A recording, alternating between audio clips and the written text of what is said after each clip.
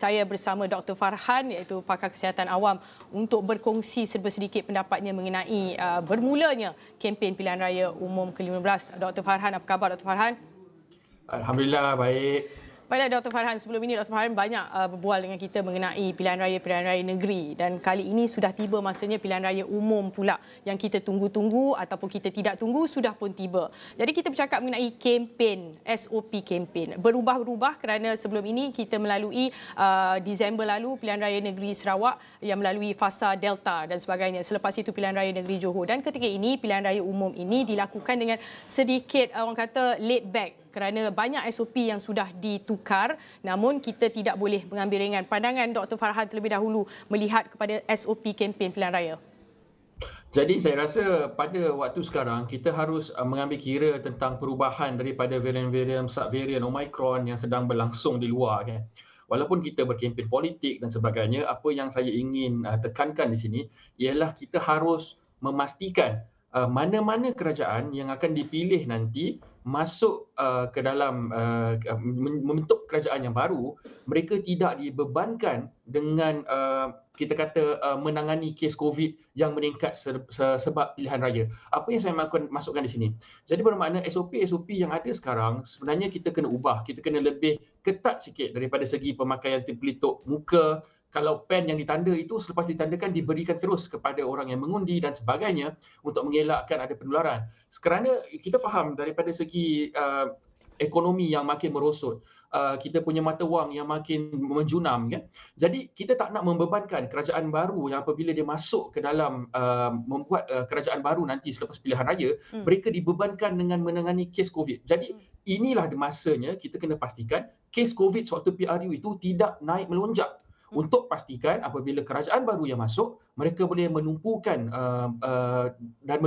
dia punya energi dan dia punya pekerjaan itu kepada membaikkan dan baik pulihkan ekonomi, pekerjaan dan sebagainya.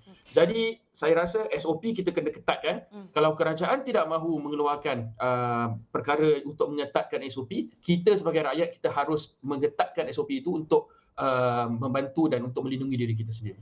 Dr. Farhan bercakap mengenai literasi. Mudah kalau kita katakan kadang-kadang kita ni senang lupa. Apabila diberikan kelonggaran sedikit saja, we tend to enjoy it a little bit more.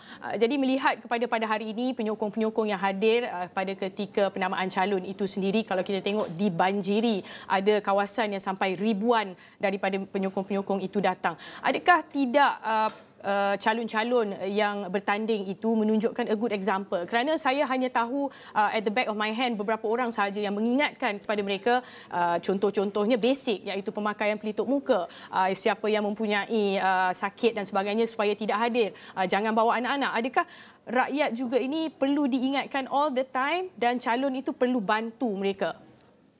Betul. Jadi bila kita ingin memilih pemimpin, kita harus memilih pemimpin yang lead by example.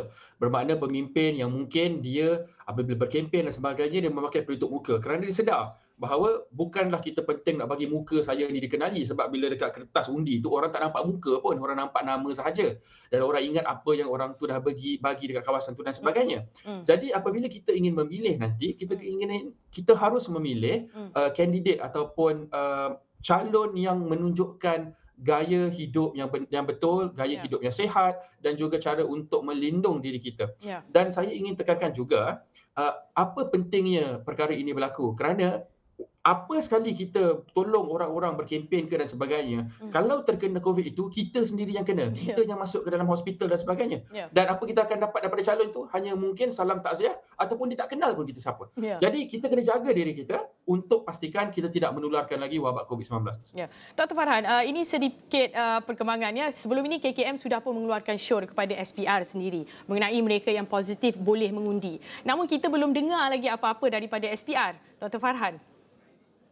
Jadi apa yang harus dilaksanakan ialah sepatutnya apabila seseorang itu adalah positif dan sebagainya, mereka bolehlah diberikan keutamaan untuk mengundi pos, ataupun kalau kita tidak boleh membenarkan mereka mengundi pos, kita kena benarkan satu masa yang khusus. Bermakna kita mengatakan bahawa undi itu berlangsung daripada jam 8 sampai jam 5, tapi ini semua adalah peraturannya kita sendiri yang buat. Ya. Jadi tak salah kalau kita buat peraturan itu 8 sampai 4 dan semua mereka yang positif COVID mengundi daripada pukul 4 sampai pukul 6 sebagai contoh. Jadi inilah langkah-langkah proaktif yang boleh membenarkan kita melaksanakan tanggungjawab kita sebagai seorang pengundi, tetapi untuk memastikan keselamatan itu tetap dijamin.